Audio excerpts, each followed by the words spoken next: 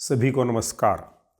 एक व्यापारी व्यापार के उद्देश्य से एक द्वीप या टापू में गया। वह टापू देश और दुनिया से पूरी तरह से कटा हुआ था। इस धरती पर बहुत से ऐसे भूभाग हैं जहाँ के निवासी दीर्घकाल तक बहुत सारी चीज़ों से अपरिचित रहे हैं। एक व्यापारी उस अजनबी देश में अपने साथ एक गाय ले गया, लेकिन वहाँ के निवासी गाय के बारे में पूरी तरह से अनभिज्ञ थे। गाय को उन्होंने पहली बार देखा। व्यापारी चतुर था, बहुत सोच समझकर गाय अपने साथ ले गया था। वहाँ के राजा से उसने अपना परिचय बढ़ाया। प्रायः हर दिन वह राजा के लिए कोई भेंट ले जाता। इसी क्रम में एक दिन वह दूध ले गया। दूध राजा ने कभी देखा नहीं था।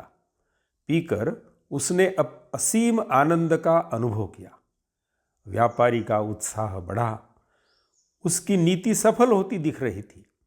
वह राजा की अनुकूलता का लाभ उठाकर मजे से अपना व्यापार कर रहा था। दूसरे दिन वह दही ले गया, तीसरे दिन मक्खन, चौथे दिन घी और पांचवें दिन छाछ ले गया।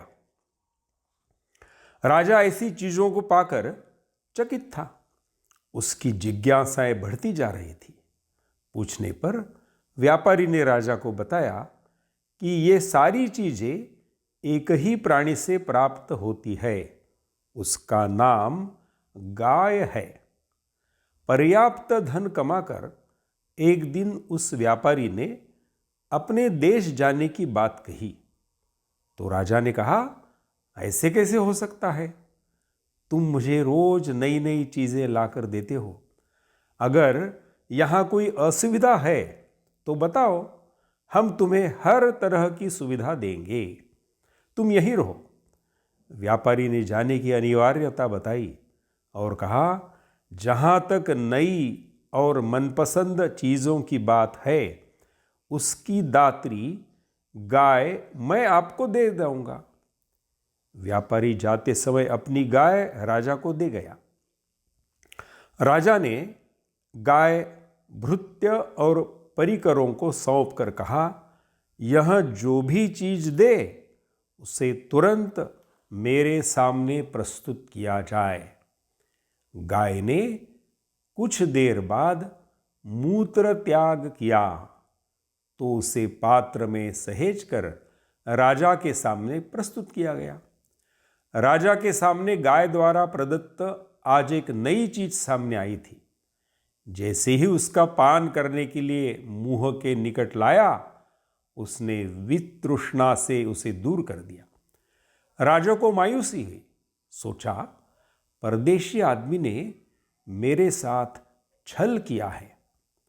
कुछ देर बाद गाय ने गोबर किया तो उसे भी राजा ने सामने पेश किया गया।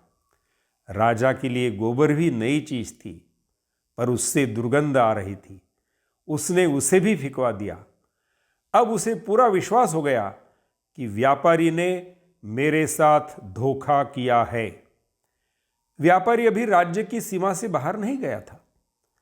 राजा के सिपाही उसे पकड़कर राजा के पास ले आए। राजा ने कहा, तुम्हारी गाय हमें वह नहीं दे रही है जो तुम हमें दिया करते थे। तुमने मेरे साथ ऐसा क्यों धोखा किया? व्यापारी ने कहा, मैंने आपके साथ धोखा और छल नहीं किया है। गाय अब भी वही चीज देगी जो पहले दिया करती थी। भूल मेरी है कि मैंने मनचाही वस्तु को लेने का तरीका नहीं बताया। भूल मेरी है कि मैंने मनचाही वस्तु को लेने का तरीका नहीं बताया। इतना कहकर व्यापारी ने गाय को दूहना शुरू कर दिया।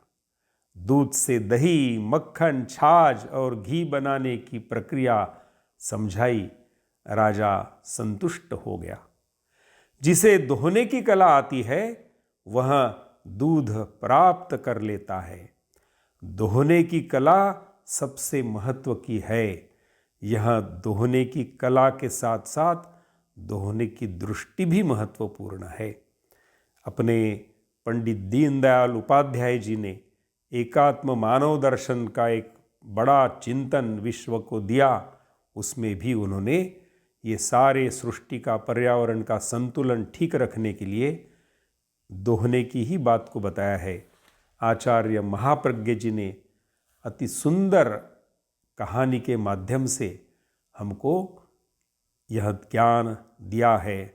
हम उनके लिए कृतज्ञ हैं।